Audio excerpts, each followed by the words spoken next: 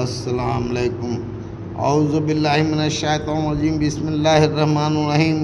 ان الذین آمنوا والذین ہادوا والنصارى والصابئین من آمنا باللہ والیوم الآخر وعمل صالحا فلہم اجرہم عند ربہم ولا خوف علیہم ولا ھم یحزنون۔ ترجمہ یوں ہے کہ جو لوگ مسلمان ہوئے اور جو لوگ یہودی ہوئے اور نصارہ اور صابی، ان میں سے جو شخص ایمان لایا اللہ پر اور آخرت کے دن پر اور اس نے نیک کام کیا تو اس کے لیے اس کے رب کے پاس اجر ہے اور ان کے لیے نہ کوئی ڈر ہے اور نہ کوئی غمگین ہوں گے۔ تفصیل آیات میں 4 گروہوں کا ذکر ہے۔ ایک مسلمان جو حضرت محمد صلی اللہ علیہ وسلم کی امت ہیں، دوسرے یہود جو اپنے کو حضرت موسیٰ کی امت کہتے ہیں، تیسرے نصارہ جو حضرت مسیح کی امت ہونے کی دعویٰ بیدار ہیں، چوتھے صابی جو اپنے کو حضرت یحییٰ کی امت بتاتے ہیں اور قدیم زمانہ میں عراق کے علاقہ میں آباد تھے۔ وہ اہل کتاب تھے اور کعبہ کی طرف رخ کر کے نماز پڑھتے تھے، مگر اب صابی فرقہ ختم ہو چکا ہے، دنیا میں اب اس کا کہیں وجود نہیں۔ یہاں مسلمانوں کو الگ نہیں کیا ہے، بلکہ ان کا اور دوسرے پیغمبروں سے نسبت رکھنے والی امتوں کا ذکر ایک ساتھ کیا گیا ہے۔ اس کا مطلب یہ ہے کہ گر وہ ہونے کے اعتبار سے اللہ کے نزدیک سب برابر کا درجہ رکھتے ہیں، گر وہ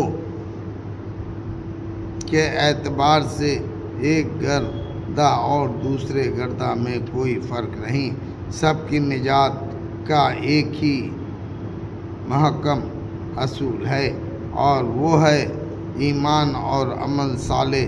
کوئی گردہ اپنے کو خواہ مسلمان کہتا ہو یا وہ اپنے کو یہودی یا مسیحا یا صابی کہے، ان میں سے کوئی بھی محض ایک مخصوص گردہ ہونے کی بنا پر خدا کے یہاں کوئی خصوصی درجہ نہیں رکھتا۔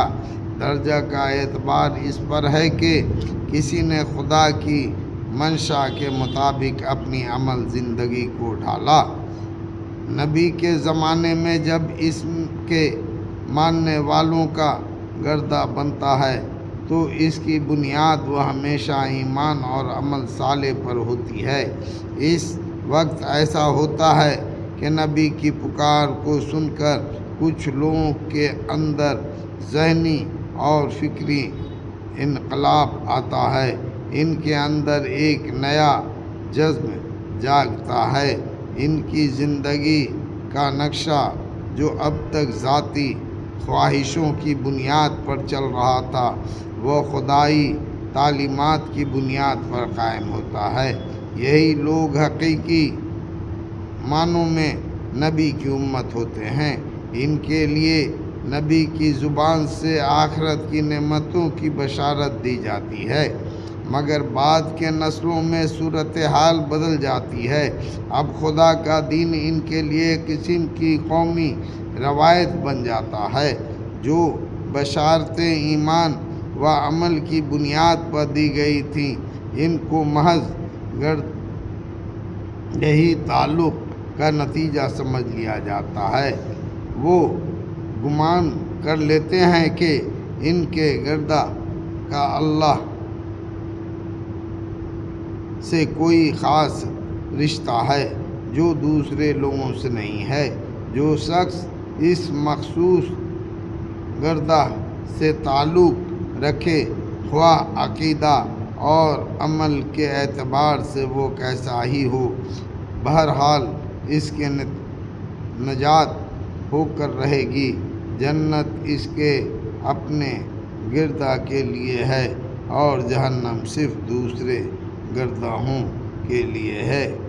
مگر اللہ کا کسی گردہ کی خصوصی راستہ نہیں۔ اللہ کے ہاں جو کچھ اعتبار ہے وہ صرف اس بات کا ہے کہ آدمی اپنے فکر اور عمل میں کیسا ہے۔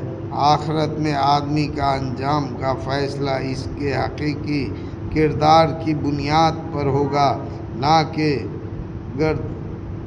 وہی نسبتوں کی بنیاد پر۔ اللہ اکبر۔